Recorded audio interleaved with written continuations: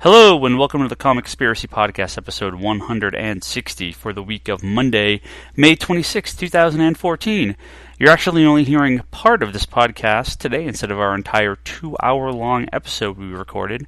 It was actually so long, we're going to split it into 2 episodes. This first part here is our X-Men Days of Future Past movie spoiler talk. It's about an hour long, so if you haven't seen the movie, you may want to skip this episode. Next week, we'll actually be posting the rest of episode 160, which we talk about Phantom and Forever Evil number 7 and a bunch of other comic stuff.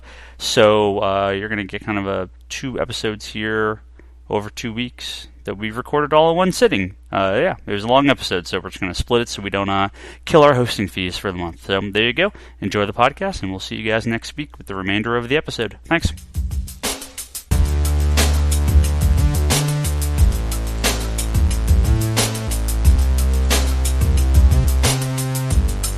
So Days of Future Past. Yeah, we're back. Big spoiler. Okay. Welcome back. So I'll go last. this past weekend, Days of Future Past, the 7th X-Men movie came out. Yeah, 3, Wolverine, First Class. Yeah, 7th. Correct. Which is theoretically a sequel to all of them. Really, this is the most furthest in the future, despite. Obviously, if you've seen the movie, we are going full spoiler here, so be aware. Give you a second here. 3, 2, 1. But they completely write out of continuity all 6 of the other X-Men movies by the end of this. Thank God. Wait, what? No. Dude, what movie did you watch? I like how this is going to be a fast let him finish. conversation. Let him do his talk, and we go around. Boom. Can you explain? Can you extrapolate, Mr. Higgins? Yeah, the movie that they just redid the entire continuity of the entire X-Men universe. Like, did you not watch this movie? Except for First Class. I mean, I'm sure. Except for every movie. Oh, I'm sorry. but You're correct. Except for First Class. I mean, I'm sure it is possible that various elements stuck around, but Dude, what are you talking about? What do you mean? Only X3 was retconned. Yeah. What are you everything talking about? from 1973 till 2014 in the X-Men universe has been changed in some fashion.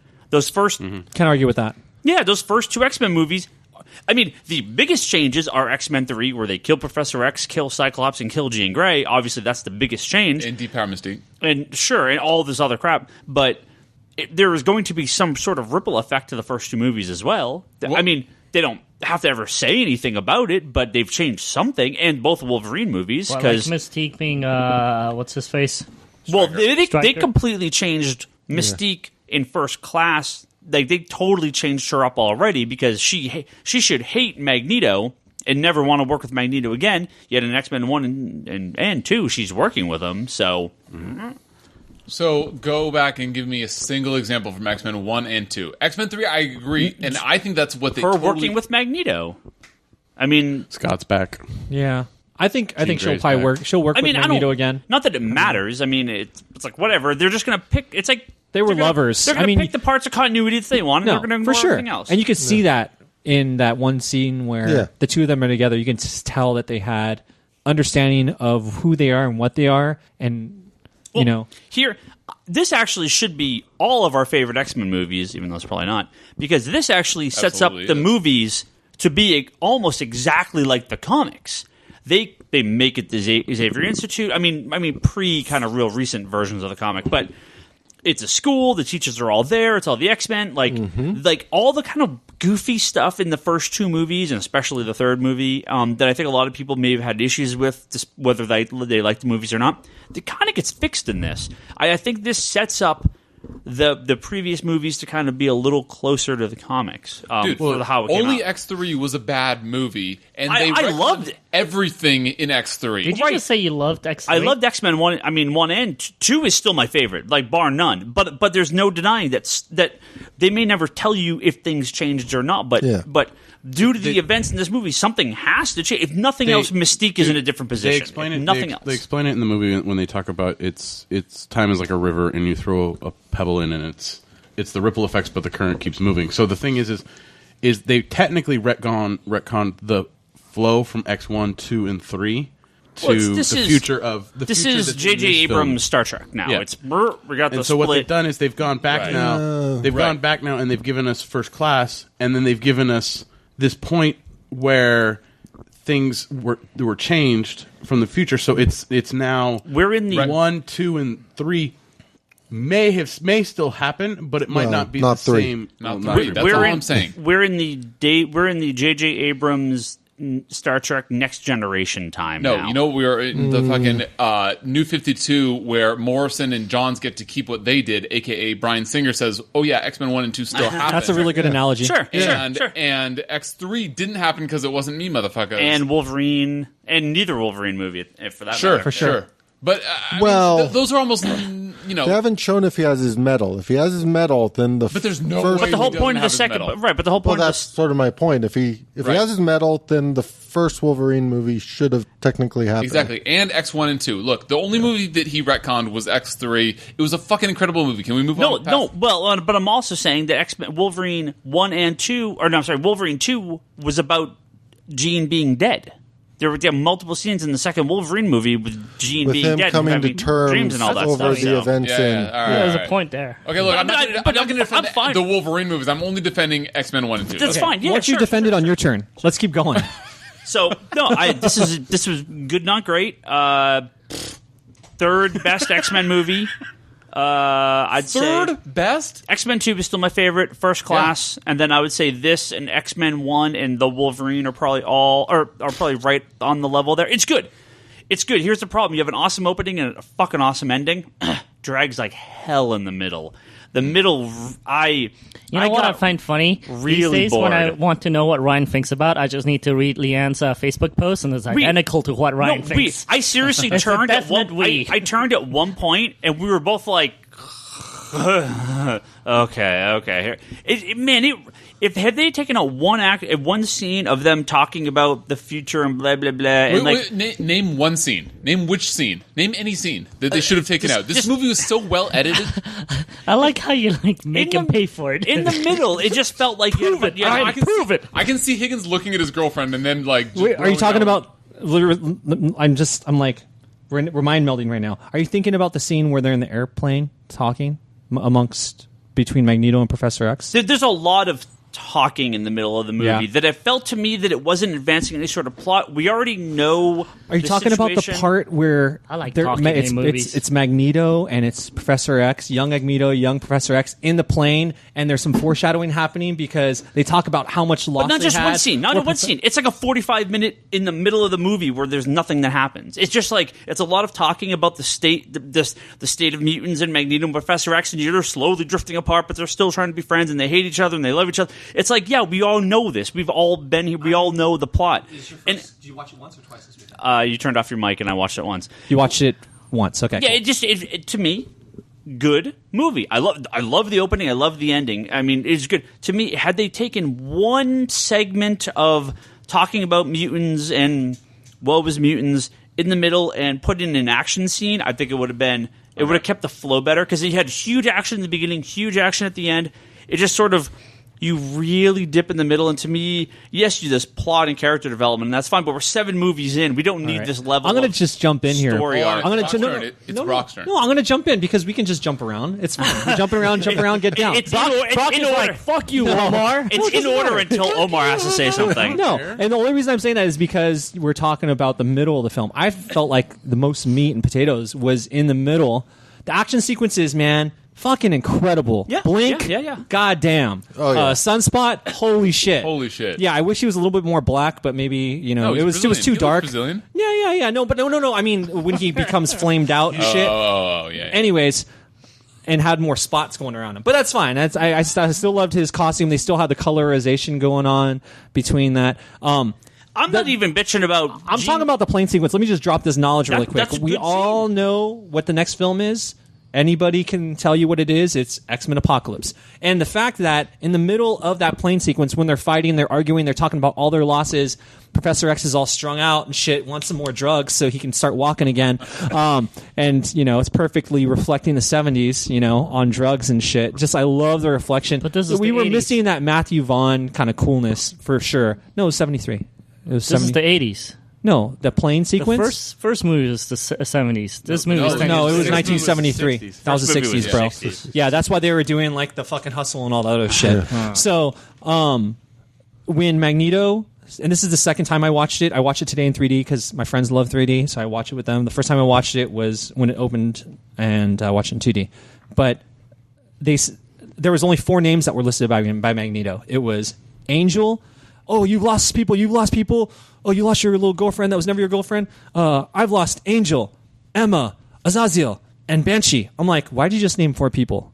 And then I think about the end of the movie. I'm like, holy fuck, we're going to have our 4 Horsemen of the Apocalypse that is already listed, because we already know that X-Men Apocalypse is going to be a movie that is based on first-class actors only for the most part, and say new Young Jean and new Young Cyclops. But the fact that we're going to have characters that are from the original movie, I don't know, Angel, they threw it in, because we still need to see Archangel, of course, because Archangel and Apocalypse is going to happen. They were the ones experimented on by what's-his-face? Yeah, Trash. I understand that, and they're going to be brought back to life from Apocalypse. Yes, that's going to happen. Oh, okay. Or maybe Mr. Sinister. Who knows?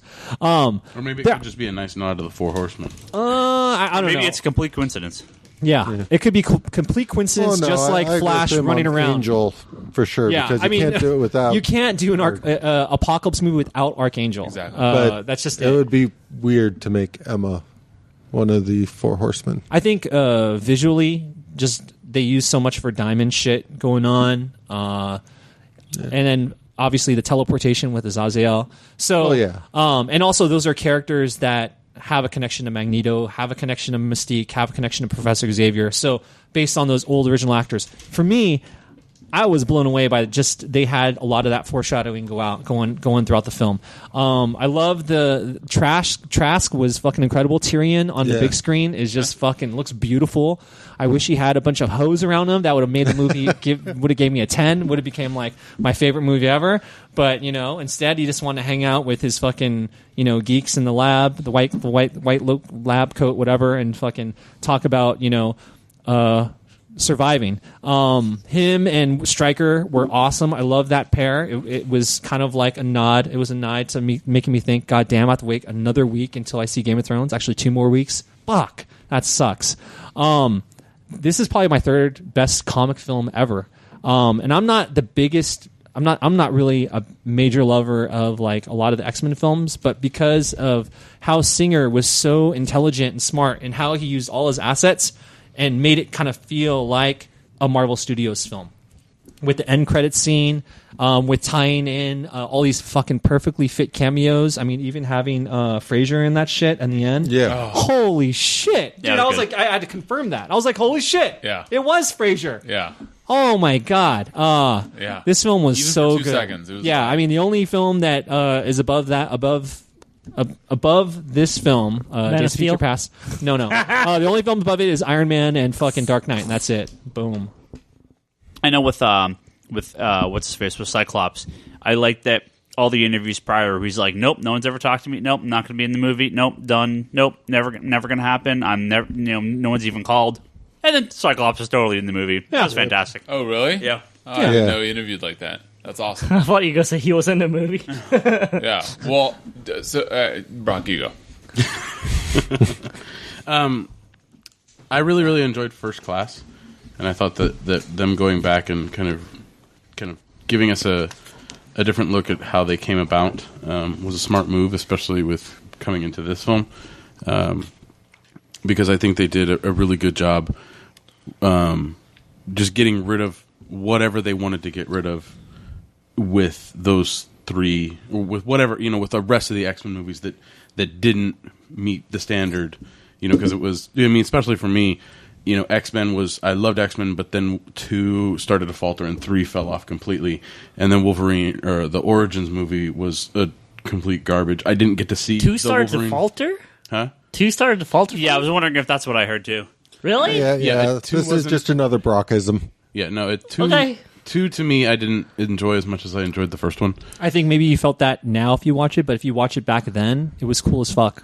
No, I enjoyed this. I think enjoyed. you were smoking I some good I stuff. enjoyed stuff from X-Men 2 that they put in there, but for me, it just didn't. It didn't stand up as well as the first one, and then the third one just completely fell off the radar.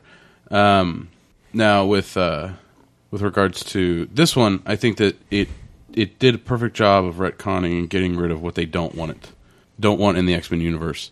Whether or not they keep certain aspects from the other movies, it doesn't really matter because we're going to get new things from the X-Men characters. So I think that's the biggest accomplishment of this film. I walked out of it not hating it, and I walked out of it not, like, oh my god, that was the best movie ever. For me, it was in the middle. I enjoyed it. It was fun.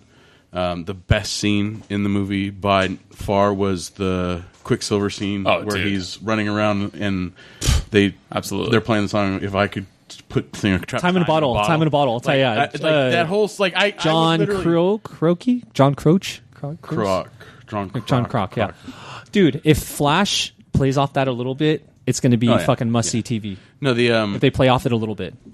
And to me it was, I mean, that was a little disappointing in that how, after you see that and you see his character and they drop that, my mom said my dad was into metal. That was awesome. Standing in the elevator with Magneto and you're like they did such a good job. And then, slow down, kid. And then they took off on a plane. What do you mean, dude?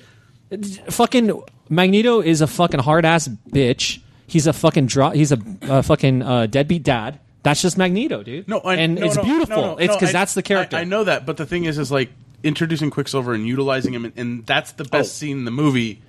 Yes, I forgot to say that. The Quicksilver scene is by far and away the best scene in the movie. And that's not even halfway through the film. No, I don't think so. Anything with Blink in it is the best scene in the movie. Anything with Blink in it, Clarice. Remember when everyone hated Quicksilver when they showed him on the cover and they're like, "You look so everyone's fucking quiet now." Fuck no, I still think he looks stupid. I agree that's one of the coolest scenes in the movie. I still think he looks stupid. It's the 70s. He's a fucking eccentric kid. Like when you look into his room and you see nothing but a bunch of fucking Zenith TVs and a bunch of fucking Hostess. Not even Hostess, but they wanted to show Hostess, but they couldn't. Hostess. Oh my god, that was beautiful. That scene. No, I think Ryan has a point in the sense of that the movie does drag in the middle a little bit with the exposition, but I mean it's not like it's stopped dragging. It's not like we stop the flow of what's going on. I mean, they're on a plane, they're going somewhere, so there is momentum. That's only one scene, though. But Trask. I mean, with what goes on with Mystique, with her going into Trask's office, with some of the best shit. And that's the thing is like it's not, to me, it's not necessarily that it's slow. It's that you can't have a constant action, to explain stuff, and then they stop Mystique, and that's in the middle of the movie. But this was an ensemble cast, so you got to split from time for J-Law. Okay, exactly. Jennifer Lawrence is the biggest actor fucking in the world right now for the most part. More so than anybody else that's on the film. How many people got the feeling that she just walked off the American Hustle set and walked off from this one? Well, that's funny that you said that because there was a song that was in when she was chilling with the Vietnamese dude. Dude, that scene was fucking hilarious, dude. She's all, "I'll do your nail." Dude, that was fucking incredible. I read a hilarious comment that they have to keep making Mystique the most important person in the movie to keep her around. Of course, they have to, and she's going to sell tickets too. So, for men or women. But yeah, to me, the film did exactly what it needed to do. It had great moments in it with nods to the old movies, nods to old things that happened. Xavier saying "fuck off" to Logan. Great nod, Logan walking through the metal detector and not setting it off. There was a lot of good little nods in this film, and it held that kind of that feeling that we got from First Class, where it's like, this is kind of new territory. This is new territory. So whatever happens after this, it doesn't matter. You got 6 X-Men movies prior to this. They maybe not were the best, but now, hopefully we've learned from whatever and we can go in that direction towards something that's, better. And then, with the end credit scene with Apocalypse, showing, him standing there and constructing the pyramid, they have potential. And yes, they did Marvel Studios. This, X-Men First Class and Days of Future Past are building on each other and building the world a lot better than the first, 6 X-Men movies did. Apocalypse is too thin. Yeah, I was expecting bigger lips. Hey, he hasn't killed enough people to gain weight. But yeah, to me, it's a very, very solid movie, and I enjoyed it. Well, we don't know how old that Apocalypse is at that point, too. Yeah. So. Well, yeah. He was a kid for a while, remember? So, but yeah, it's. I think it's a step in the right direction. It was like the end where, Wolverine wakes up and he's, walking through the school, and like that to me is what those first three, especially the first three X-Men movies, were missing. Was that this is Xavier's Institute, that this is a school for gifted children, and like the kids running around. You got a little bit that as the movies went on, but you primarily got that in the first one, and then the second one had the big attack on the school. That was a big scene in two. I've actually seen a surprising little amount from nerds being mad that Kitty Pryde can teleport people's minds back into the past. I don't think anyone cares that they. I think they're like, sure, just no. She has another. I think it's because she was the one that went back in the past in the comic book. So this is just the nod to her character. Dude, I guarantee you, 2 out of 3 nerds don't know that. She can make She can make people's minds intangible, so they get caught in time travel. Wins, end up in the past. Ryan, I know you're going. No. What I'm saying is, and then done. It doesn't matter. Just ignore it. Just ignore the fact. No, it's not even ignore the fact. All of us have taken some kind of class. If you think about basic physics, there's an X and Y. Time is always a constant, okay? If she has the ability to move through physical matter and she evolves, okay, look it. How does Emma Frost get a second power where she turns into diamonds, okay? It makes more sense that Shadowcat has the ability to fucking have time displacement. That just makes more sense. So is she traveling in time when she actually phases through stuff? You know what?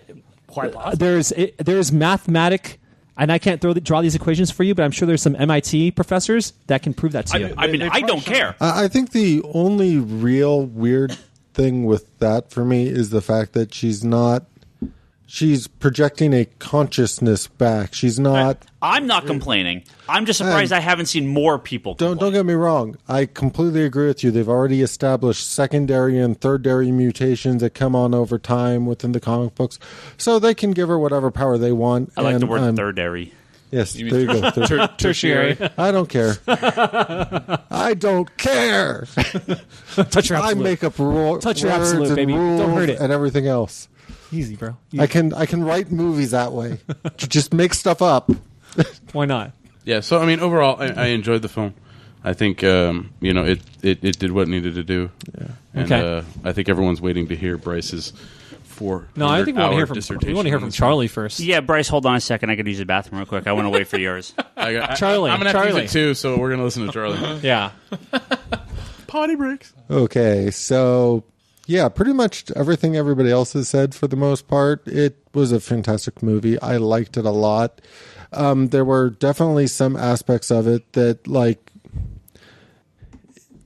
yes, like a lot of people, you kind of get into that. So what did change? What didn't change? Well, obviously the school's still around. Was it ever attacked? Was it not attacked? But realistically, it doesn't matter. There are certain constants within the X-Men universe that are always going to be there as far as I'm concerned. Magneto and Xavier are always going to be battling over what's the right way for mutant kind to go. And that's one of the things I really, really liked about how they handled that relationship in this movie is even when they are given every bit of reason to try and work together in the past there, they still can't quite do it because they still see things so differently about what direction you have to go. Thank you so much for bringing that up, because that Magneto scene where he just breaks off and he's like the wild card and he does his own shit. Like Fassbender, he had so many scene stealing moments. I appreciate because you bring it up and I didn't talk about it. Thank you for bringing that up. So like for me, that just completely and totally worked. And even though it is kind of weird in a way that Mystique is kind of being propelled upwards so much within these like current movies and stuff, I completely get it. And the way they kind of explained the events and stuff, it actually made complete sense. Not to mention, and I can't believe nobody else has mentioned this, seeing a version of Nimrod on the screen with like the future Sentinels and stuff and just wiping people out. I adored that stuff. No, I loved it, but he had to be hot pink, man. He had to be hot pink. Otherwise, he's not Nimrod. Close enough. He's a Nimrod. No, I love that stuff. The scene where Magneto basically hijacks the Sentinels, putting metal in them, that was sick. So fantastic. That was sick. You know, I have to admit I completely misread that scene at the beginning. I forgot that he put the metal inside him, and I'm like, how's he controlling these guys? Are they not? Is it the helmet? Does he not know he's a mutant? Like, what's going on? Oh, the metal rods, right? Yeah. But yeah, so there were a lot of scenes in this movie, and the way they played certain things together, and as you said, every scene with Trask was just really, really well performed, and like I think the one big thing for me that I can kind of accept that, okay, they all end up back in the school, it's the future, all of that, everybody's a bit older, they've retconned out X-Men 3, all that makes complete sense to me. But Mystique was pretending to be Stryker when they recovered Wolverine, so did Mystique then take Wolverine to get, like, that's where my brain just starts going, like, so what happened to Wolverine after that point if he didn't end up in the Weapon X program, or if he did end up in the Weapon X program, why did Mystique put him in the Weapon X? Like, I don't know. For me, like, I feel like we're not going to... I mean, Jennifer Lawrence, she might have I think that she's signed on for the next film, but I don't think she's going to have a huge part. I think it's really going to be the other actors. It's going to be Apocalypse, and it's really going to push towards Cable. It's got to be a bulkier Apocalypse, though. Because... It's just gotta, It's man. going to happen. It's going to happen through time. He's But going to yeah. eat some hamburgers. Yeah, if they end up having Cable in that movie, there's a good chance I will instantly go, my that God. best X-Men movie hands down ever. Dude, he's got to have at least big shoulder pads. If he has big shoulder pads, Oh, then if they give him the big shoulder pads, the big badass metallic arms, similar to like Winter Soldier and stuff. I think if they light I the will shit be- out of the costume, Charlie wouldn't care. Yeah, that would become like my Alex Ross page. I just spend the time No, and we haven't even ignoring talked about that. We haven't talked about how, we've saw a lot of Ultimate, like, straight influences from the Ultimate comics, the way Bobby looks, the way, like, with clothes and still with ice. Well, I think that Wolverine, having future Wolverine, having the yellow, black, and yellow. Everyone gets their black and orange costume Wolverine. They finally got him, in the future version. I think that the costumes is a big thing in the sense of the Ultimate Universe had introduced a very kind of a good modernization of these, and the costumes in the future in this were very believable, especially for a future that looked the way it did, and I didn't question any of them. Because they were, even though they were kind of all similar styles, they were all their own style, and they were all their own kind of the character came out in the little nuances, like you said, in each of the uniforms.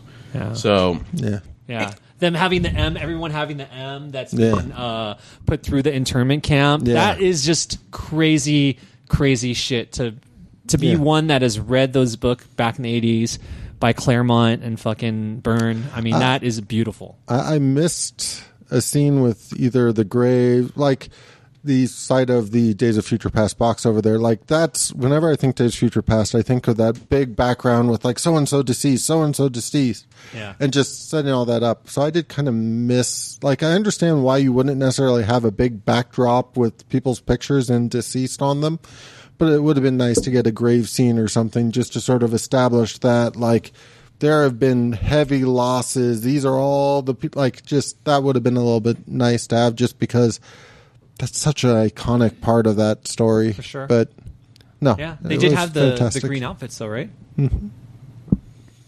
No. Plus, and I'm just going to say this because I can, and I'm still bitter over X-Men 3 to a degree, it was nice the fact that Halle Berry has lost enough credit in Hollywood that she was not demanding a bigger role in this movie. Yes. Oh, but she was in the beginning, wasn't she? Thank goodness.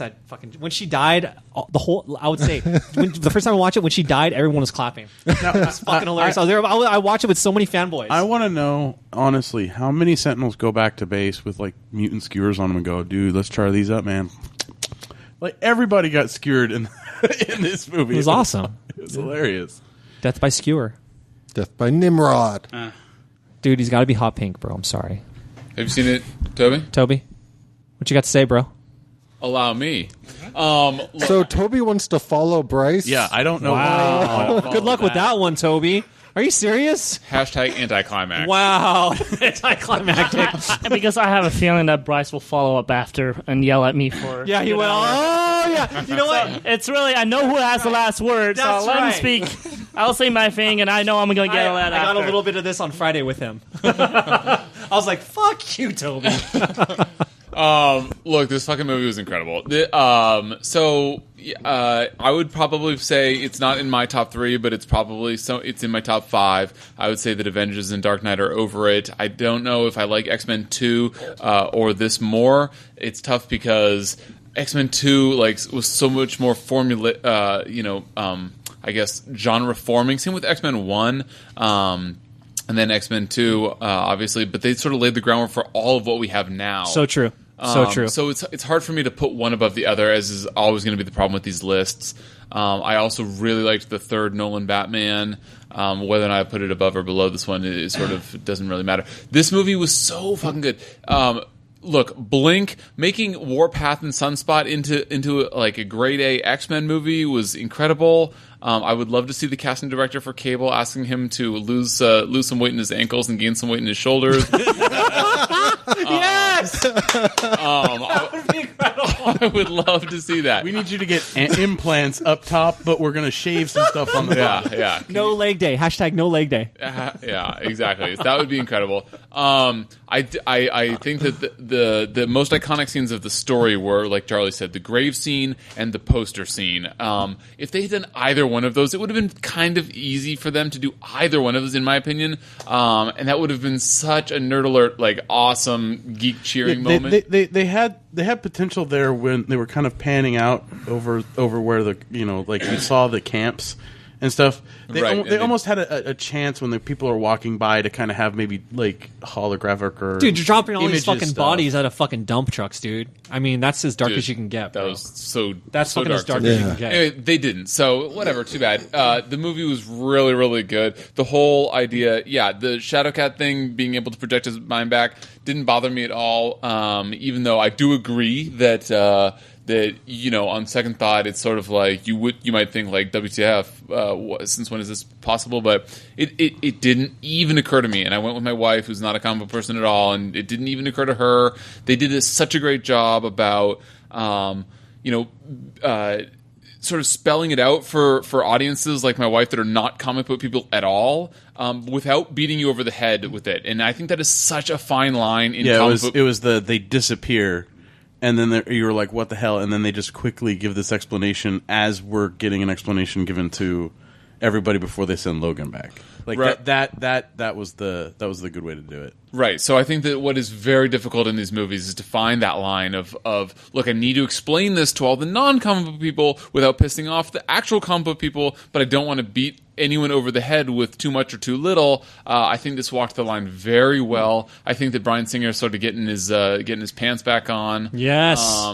And saying, look, X-Men 1 and 2 did happen, motherfuckers, but this X3 nonsense did not happen, and retconning all of that while still sort of acknowledging that it was in the universe, but that it didn't happen was so awesome. I mean, I could go through scene by scene about how awesome all of it was. I mean, the splitting of the rail, oh my god, Fassbender had so many scene-stealing moments. I'm glad none of you guys talked about when he fucking lifts up the stadium and sets it down. Like, he just lands with the guys lining the field, and he fucking lands in the field in the middle of this guy lining the fucking baseball field, and he like lifts it up and just carries it over to the White House and sets it down around. Like, that is so fucking badass. That whole scene seemed a little out of nowhere. I didn't get why he did that, or did a barrier around the White House so nobody else can come in? Exactly. What? Why is that confusing? Yes. When you have a castle, a stronghold, you want to have big ass fucking gates, okay, bro? I guess sentinels on top. It was shoot people. No, at the very least, it was to be a fucking badass. At the very least, sure. What's the fucking problem? No, I'm just saying it was a cool scene. I was like,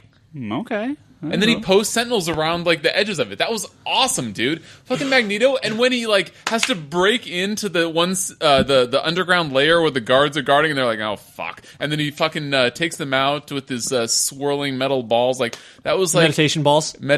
So you just see him, and it's just like, oh, these poor fucking humans. And he's just totally a G. And he knocks out the dudes, and then the other guy, opens the door. Sorry, I got to jump in this one really quick because you're talking about Magneto so much. And again, I'm jumping in just like I jumped in with Charlie, just like I jumped in with Brock. Holy fuck. We got to see kind of that comic.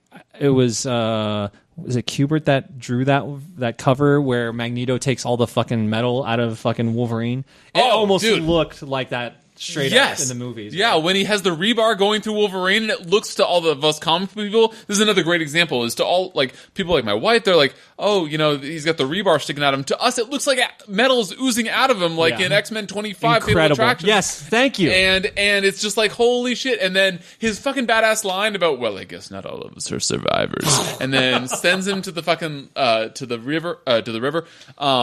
That was river. The East River? No, I don't know. That's probably the Potomac, I think. Fuck you. Actually, I think that you're right because they weren't in New York. But anyway, look, all I'm saying is that was awesome. Fassbender has so many, just like in First Class, he just goes off on his own, and he's such a G. He's such a badass. He just takes care of his business. He breaks into that place. He gets his helmet back so that Xavier can't mess with him. Mystique. I kind of disagree with you guys. I think that like they really only made Mystique that actually. I don't. Like in First Class, she wasn't actually that crazy. Like, yeah, they probably bumped up her lines more because it was Jennifer Lawrence, but Jennifer Lawrence wasn't as popular then as she is now, obviously. So I don't think that it was that crazy then. I think that they bumped up her lines a lot in this story, but I don't think that they'll do it in Apocalypse, and I think that it won't fucking matter. So anyway, that was awesome. Beast was awesome. A drug-addled, alcoholic walking Xavier. Like, are you kidding? Yes. How awesome. How awesome was that? That was so cool, and it totally worked, and it totally explained, by the way, the plot hole about how he gets shot in at the Cuban Missile Crisis by Magneto or whatever it was, and then he's walking in Wolverine 1, and they're like, oh, how did that happen? But then they come up with the solution of why he might be walking, why Patrick Stewart might be walking. It's like, oh, well, maybe he has this drug that allows him to walk even though he was crippled. I mean, that was so awesome. Like, just explaining what happened to all of the First Class X-Men, like Angel, that chick with the wings, what happened to them, and actually giving Mystique some character development so that we have like a female character that's actually developed, which other than Storm and Jean Grey doesn't really happen. I love the fact that, oh, dude, I've already said Blink. I have to say Blink again because Blink was just so incredible. The way they sure just displayed the combat where she fucking opened up the different portals. She opens up portals, Warpath or whoever jumps through the other portal, even though it's on the same screen. See the fastball special with Colossus. The fastball special with Colossus. Holy shit! Colossus looked incredible. I mean, that whole like future team was just so badass. That was incredible. Scene, I really wish, and actually, I have to give credit to Omar because he brought this up, but I do totally agree. Ian McKellen was sort of put as a thirdary, aka tertiary character. I felt bad for Ian because he deserves more, but it's hard to get them all in. Yeah. I really give a lot of credit to Bryan Singer, whoever was actually in charge of it, that was able to get even Anna Paquin was there for like 2 seconds. Yeah. I don't even think she had a single line, but it didn't matter. It's like the fact that you're able to get so many. Like, from what I understand, all her scenes were cut out. She was supposed to be in the future or like dead in the future. Like they filmed. She's in the trailer. She showed up in the trailer. The trailer. Yeah. Okay, so the fact that they were able to get every single, as far as I can remember, except for Angel, character in this movie, even like Anna Paquin, even Halle Berry didn't have much to say. Get them in, even Kelsey Grammer we were talking about, like get them in for 2 seconds, just so it's like that nerd like huzzah moment that you like. So all of that. I mean, Tyrion being in it, trying to hide his accent from King's Landing. He was trying so hard. He did really try, and it was just adorable. But he did a great job. He did a great job in that fucking Stryker. Even young Stryker was doing a good job of looking like a creepy motherfucker. Like he's going to like, oh, actually, this whole army thing is working out really well, but the science thing is kind of cool too. Like that was really awesome as well. I think I totally disagree with what Ryan said about the middle dragged. I think that the middle was, like Omar said, like a lot of the meat was in the middle. This is where a lot of Mystique's character developed. This is where Bolivar's whole plan developed. This is where you get to see what's actually happening. Like, yes, we saw what Mystique is going to do. She's going to kill Trask. We have to stop her. But then in the middle of the movie is where it's like you see it sort of playing out what we saw was going to happen, but how the slight twists and turns. Like when Magneto tries to kill Mystique, I didn't see that coming. I don't think any of you guys saw that coming. And he like tries to kill Mystique. Like, you know, if we get rid of you, this will never happen. And then he's not being able to because Mystique outwits him, which by the way is totally HeroClix accurate. That's perplexed, right? No, it's outwit. It's outwit. She's got both and leadership. She's a fucking G. She's so good, and it's totally true to her character. Magneto is the most powerful mutant, I think. You could probably get into a much deeper debate in the whole universe. But Mystique, it's totally apples and oranges because she's not the most powerful. But that's why she's so good, is because she has to rely on everything else because she's a survivor, she's a perplexer, outwitter, leadership person. She's awesome, and they even gave a little token nod to that terrible 5 or 6 issue all new X-Men series with Tattoo and Ink and oh god, that was so bad. And they even gave credit to that. They had so many mutants in this movie. It was so good. Magneto awesome, McAvoy awesome. I wish that the older dudes had more time on the screen, but you can only get some. I mean, this should have been the fucking Netflix thing so that they all had more time to get fleshed out. Totally. But, the astral plane ish McAvoy Patrick Stewart moment. Oh, dude, that fucking so solid. Dude, there was just so many great scenes. One of the writers, Simon Kemper, was saying that we're going to see more Quicksilver in the next one too. Oh my god, that Quicksilver scene was incredible. So I can't even tell you. So I actually agree with Toby. I think that scene was incredible. That I actually do think that he looked stupid. I think that wig was terrible. But it doesn't matter. He looks in the 70s. His little line about, my mom knew somebody. I forget, but there was that little. My mom said flavor. My father was like into. I like the metal TV or scene far more than that when it kind of clicks in his head when he's holding Wanda and he's like, "Oh shit!" That's also what I want to say. Is at the very end when he's holding his baby sister, it's like, holy fuck, that's so awesome. But dude, that scene in the kitchen where he's just like being a cheeky motherfucker, that is so awesome. That was such a great scene. And they got to the Flash vibration breaking glass scene before Flash could. Much love, DC. Let's see what else. Oh yeah, Omar already said it, but McAvoy. I'm going to say to you what you said to me the first time we met you a couple years ago. Go fight yourself to Wolverine. So good, dude. They had so much so much nerd flavor in this movie. This movie deserved all 92% it got from Rotten Tomatoes. I don't know how it's doing in the box that was office, pretty incredible. But I hope that it's doing. It did really well. It's going to hit like 100, I think. It was not a perfect movie, but I fucking loved this movie. I mean, the theaters were packed today. Packed.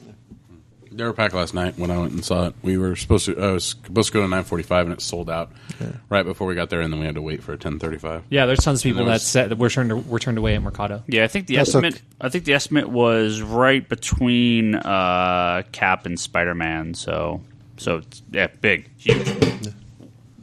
Fucking great movie. If you haven't seen it, go see it. If you've seen it, see it again. Right, I've only seen it once. I can't wait to see it again. So needs more cable. Wait, Toby. Totally agree.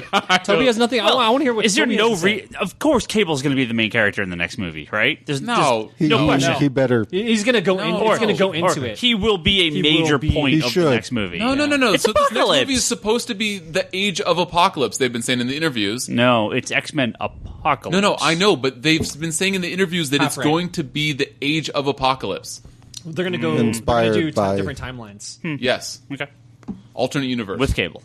Better have cable because damn it, I've been waiting for like 7 movies for cable to be in one of them. We're going to see House of M. By the way, that's gonna be fucking awesome. as the resident cable expert of this podcast, I would just like to say... Oh, here we go. Well, with Scott was the dicks coming out. Cable actually wasn't in Age of Apocalypse.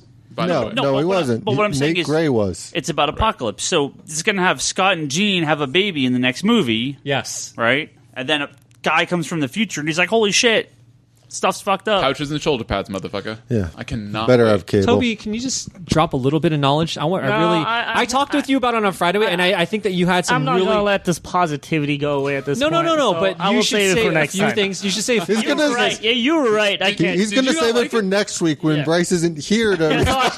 I like to keep my toes and my fingers and my head if possible. I will bite you. Wait, did you My not ears? like it? Did you really not like He it? didn't like it at all. Wait, what? Yeah, I talked with him about it on Friday. He also didn't like any of the other ones, so...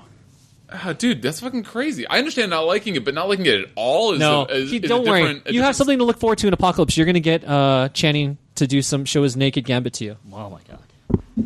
Oh, dude, Channing Tatum is going to be. Gambit I in the can't wait next for one. Gambit to Channing all over my Tatum. Yes. Wait, but Toby, Tobias, come on, give me some hate. Yeah, let's hear it, Toby. We got plenty Just of time. devil's advocate, because I'm. I mean, why? Yeah, I just want to know because you have good taste. I think besides not liking Street Fighter. Besides liking Man of Steel, disliking Street Fighter, and You fucking liked Man of Steel? yes, we went I over that. almost don't Remember? even want to hear your opinion Yeah. now. Yeah. All right. Jesus. just a Couldn't few be words, any bro. worse than Higgins. Just a few words, bro. I didn't hate it. I mean, I think that analogy is wrong. I just thought it was okay. I mean, that's where I kind of stand with it. Oh, that's not that much hate. Boring. Let him keep talking. Don't say anything. Yeah, I mean, Let him keep but talking. look, I love X-Men. When first X-Men came out, I was really excited about, but that was also one of the first movies besides Batman and Robin I was kind of disappointed in. Second one grew on me a little bit more. I liked it okay. The third one kind of destroyed it. So ever since then, X-Men movies kind of haven't been exciting for me. And then Matthew Vaughn came around with First Class and blew my fucking mind. I was like, this is it. This is the X-Men I want to see. X-Men 3 had all the storylines I wanted to see in an X-Men movies, but they completely destroyed all of it, right? I mean, X3 per the trailers and commercial, I'm like, this is the movie I want to see. Oh, the juggernaut. Yeah, but fucking they destroyed the whole thing for me, right? So First Class came along, and I was like, this is the fresh blood I wanted. This is the story, the flavor, the kind of the character deepness, and all of that stuff that was missing for me was in First Class. With that said, this is not Second Class. This is a sequel to the originals, I feel like. I feel like they've turned the First Class characters I love so much kind of more to pawn-like characters in this. Yes, Magneto has badass scenes, but I feel like they've been turned into pawns. It's a sequel to the original cast, going back into the past, meshing shit around, and I feel like that's been taken away from that First Class cast. I want to see a true sequel, and I understand they want to mix and match. You got stars on both ends, and people are excited. And I was excited for that too. I also feel like the movie's been disjointed. I mean, where Wolverine left off, it was, let's say, current time. All right, let's just say that's current time, right? When Wolverine was done, Magneto and Xavier In the go pick him up airport, at the airport. through. I call that current time. All right, let's just start there. At the end of Wolverine 2? Yeah. Yeah. Okay, let's call that current time, right? Okay. What I really wanted to see. By the way, why are we calling that current time? Let me finish. There's a lot more to it. I feel like this movie, obviously starts in the future. Yes? No? Yes? Yep. I Yes? mean, do you agree? They didn't give us a- alternate give us present, a year. alternate I present. see. I don't even think it's alternate. Well, okay, then we can disagree. All right. Doesn't Well, matter. Agree? Yes or no? It's in the future. I'm saying that the idea is that it could be alternate present or alternate future. The way I Well, look at it It's is 2032. They said they would go back 50 years to 1970 or 1973. Okay, so so- 2000. okay. Either way, Oh, I'm sorry. You're right. That they Yeah, did say that. yeah. Yep, okay. I forgot. Either way, okay, that's the future, right? So I kind of wanted to see a intro a la Wolverine 1 style, where we kind of see current time slowly getting destroyed, and it could be in news and highlights. Slowly, the entire world gets destroyed by these fucking Sentinels, going to the dark ages of the future. Like, that's where you could have showed the graves of the X-Men, the world just going fucking under. That's the kind of the world going under from current time, as I call it, into that future, the Days of Future Past dark timeline. I wanted to see that. At the same time, they could have also shown First Class, how Xavier slowly just destroying himself because he started losing his students to the world, and they left his school and stuff like that. You could have done that coincidentally, the current time going dark, and then the old time going dark too, and then someone they mix up. So that's what I really wanted to see. Your problem is you were watching Son of Batman and you got so excited. I haven't seen that credits. You're watching the end credits when Damian was fighting Nightwing, and we didn't get to see that throughout the whole animation. No, let's not talk there. Fucking awesome, by the way. I love that. I do agree with you, Toby, that they underutilized the use of news and giving us kind of how we got to this future, how we got. Yeah, and I would have liked seeing because, that. I mean, there's 10 But years. they tell you exactly how. They tell you, right? I would have liked, even if it's in flashes. But you're talking about a whole other movie. Yes. Right. That's the thing. That's why I agree also, if this was a 13-episode Netflix series, I'd be fucking all for it. I mean, I feel like it was too much. The other problem I had was, ever since this all started, including X-Men 3, I wanted to see the fucking Sentinels versus current X-Men. Again, the original cast. I feel like we've been cheated out of it again. We got the Sentinels showing up in the 70s versus the new X-Men, as in the rejiggered X-Men, and you got the Nimrods in the future. Okay, so right? it sounds to me like your critique so far has been shit that you didn't see, which Yes. is a terrible critique on the movie. You didn't see it. That has nothing to do with what was in the movie. Well, Your critique so far has all been Yes. all been what Stuff I wanted to see. What's stuff wrong you with that? wanted to see that wasn't in it. Yes. So What's wrong with that? What about the stuff that was in it? I like that. I had no problem with the stuff that was in it. but that sounds like a good problem with I didn't say it was a bad review. That was Omar saying X-Men that. 3, and true. even this to a degree, is the fact that the way they present the movie in trailers and the way that they, like, going way back to between X-Men 2 and X-Men 3, you got some phenomenal trailers. You got this whole expectation of what you were hoping to see in that movie. That when you finally got there and just saw how they either ruined it or didn't deliver on what was sort of being promised, you can't help but come out but be disappointed. It sounds to me like Toby's mirroring the same thing, because all the trailers and stuff have been really highlighting the Sentinels and the threat of the Sentinels. Okay, but can you critique the movie that was that came out? Well, Bryce, you can't rag on Toby for saying things that he missed in the movie, because you even said that you would have liked to have seen a few more nods to Days of Future Past, with like Charlie said it too, with the posters and the bodies and all that Sure, stuff. but that's all he said so far. I'm ready for the rest. Okay. But that's the thing, is what he's actually saying about it is the stuff that, yes, there's those gaps in time Let's that let him makes it continue. difficult. Okay. Go, Toby. I don't know.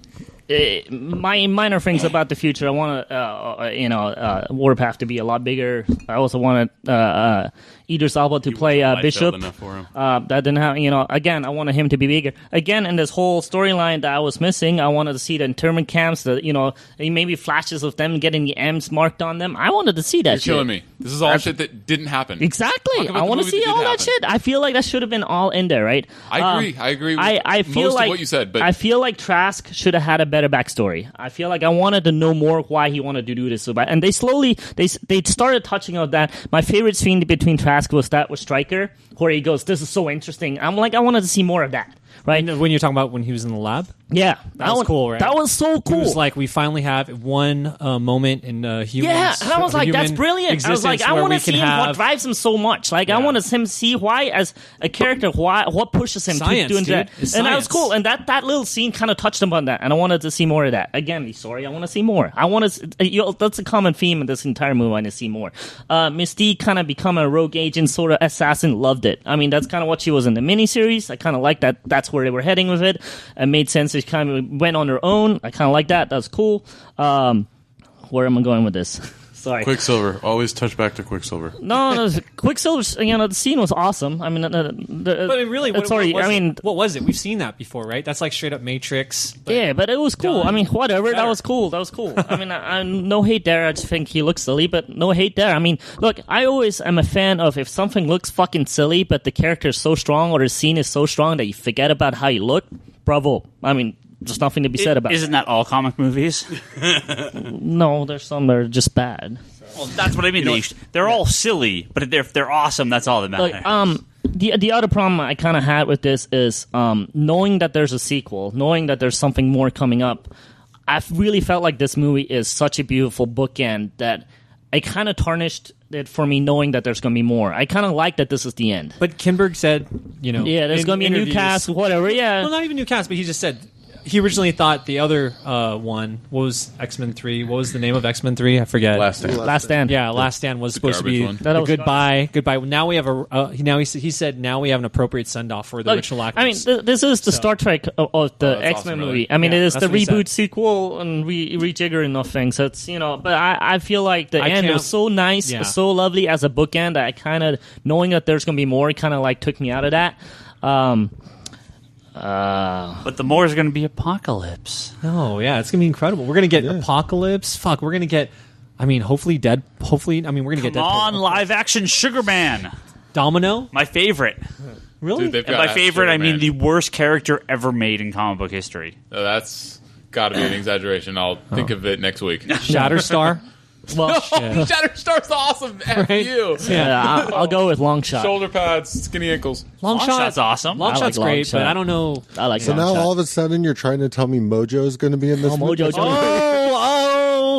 Is this movie written by me? Look, the other problem I have is like, I mean, knowing that there's going to be more, where do you go from here? Do you go with the future, which is kind of where they ended it with, the new future, or do you go with the 80s, which they're, I mean, kind of hinting at that's where No, they're going right? 80s. He already They said said it. it's- He said it's yeah. 80s. So we went 60s, 70s, 80s. It's So so smart. Matthew Vaughn, like you pointed out, he's so stylistic. He's so So that's how we're smart. going to get young Wolverine then, again. Very Because possible. he kind of has, they aged him quite a bit, right, for this Yeah. one. So, I mean, Yeah. yeah. We'll see. I mean, I don't think Wolverine's going to be. He may not even. Look, be I in it. wanted to see more of everything. Like, I wanted to see more of Xavier's destructions of himself. I wanted to see more to how the future happened. I wanted to see more of Trask. I want to see more of the Sentinels. Just everything more. Yeah, right? but that's how those ensemble cast storylines are. Though. Doesn't Like you matter. I said, want to see more. It's difficult. Well, that's To net out okay. your review, you went into this movie and didn't see the movie you wanted to see. Yes, therefore which it is was- usually the problem, Therefore, Bryce. it was only Bryce, okay. that's usually the problem with me. Toby, you just didn't like that we didn't get the movie before this movie.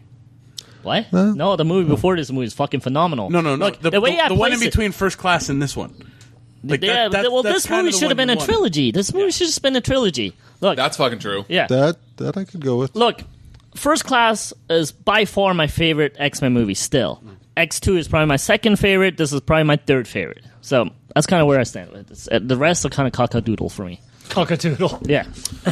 Not to not enough mention, Gambit. we touched a little bit on the fact that there were some cuts made to this movie. Maybe some of these critiques we've had There may might be a appear in 45-minute extended longer movie. Exactly. Who No, knows? can we have The Hobbit, like a 4-hour Hey, look, extension? Yeah. I mean, Oh, shit. The extended, Peter Jackson. the extended, Days of Future Past. the extended Wolverine movie that had go, the little PJ. scenes with the Japanese guy. I Yeah. like those. They should have been in the movie. I don't understand why they couldn't put those So- 5 minutes in the theatrical cut. So All they if have to do have is just 40 take out that fucking stupid robot. I don't know what it is with people in Hollywood that have to see some That fucking end robot. was so bad in Wolverine 2, man. We already had The Silver rest of the Samurai. movie was so good. Yeah. Yeah, it was. It was incredible. Well, destroyed any it. event.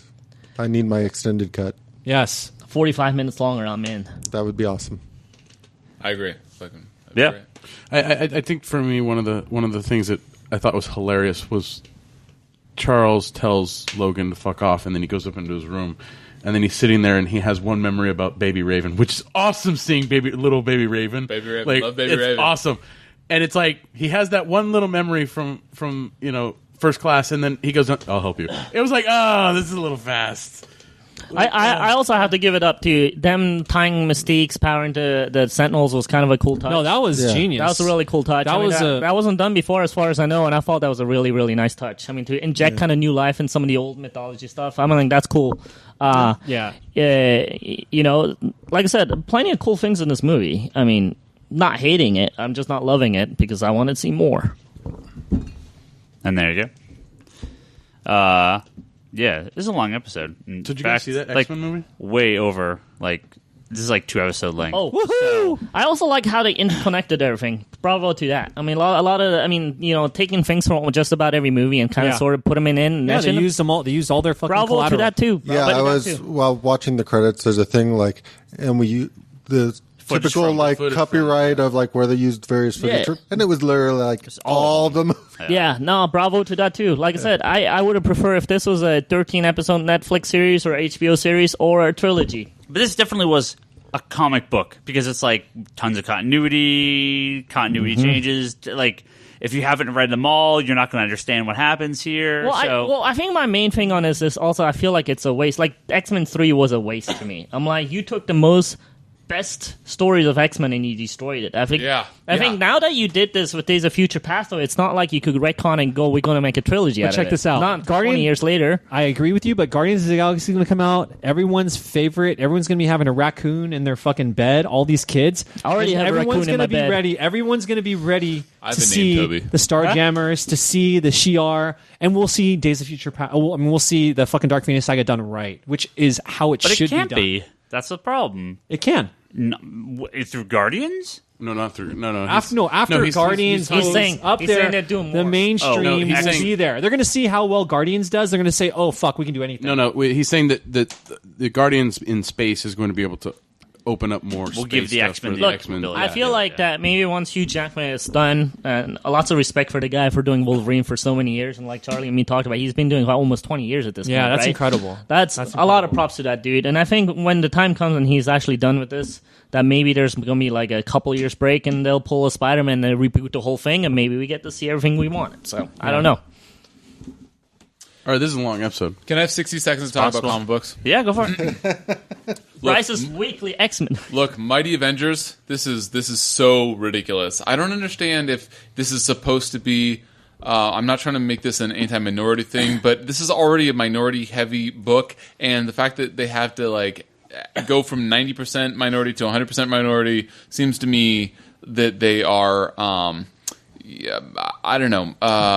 pushing it a little too aggressively. Is this written by Spike Lee? It's almost like the X-Men book where they're it's like 100% females just to be 100% females. I kind of feel like it's a little forced. Speaking of that X-Men book, I do have to say, Brian Wood, if you guys aren't reading the X-Men book by Brian Wood, it is so solid. It doesn't double ship. It comes out once a month. It's got a solid story, very solid art. It's coming along at a good pace with a great story. You guys should check it out if you're not. Oh, and since you're pimping book, I want to throw one out. Elektra is fucking incredible. Yes. For anybody that is a big fan of J.H. Williams, for anybody that's a big fan of the Batwoman book that was out that was out when actually Hickman was doing their artwork.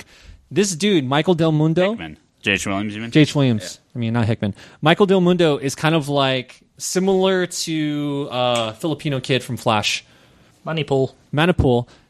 Making every panel and sequential. It's a sequential art, and it's going beyond the lines, and it's telling a story without even the words. The plotting is fucking phenomenal. And guess what? Blackman, who also was working with J.H. Williams, is the writer and the plotter for the book too. So, got to check out Elektra. It's only, I think, 3 issues in. So good. 2. 3 issues next week. The last thing, that sounds interesting. Thank you. I kind of want to check it out now. The last things I want to say: all new X-Men with Baby Mystique and Baby Mystique. I don't want to spoil too much if you haven't read the issue yet, but Mystique's 2 sons. That's all I'll say. Such a great story that is being developed by Bendis. I hope that it continues to develop and thrive as a story, because Mystique's 2 sons, awesome story. Original Sin, I kind of like how it's sort of a cop procedural-ish show. I love the fact that they're bringing in a Z-list villain, and that Jason Aaron sort of called out that he was a Z-lister. That was also incredible. I wish that Magneto had a better artist. Also, Chris Claremont is not doing as bad a job on Nightcrawler as I would have thought. And I think that artist should go to Magneto, because Magneto needs a better artist. And that's all I have. That's my 60 seconds. That's actually 2 minutes. You should just do a YouTube channel. Yeah, next week. Sounds good. All right. Well, we're going to go wrap up now. We already did. Thank you, We're everyone. just going to say goodbye. Yeah, thank you, everyone. And we'll catch you next week. Toodles.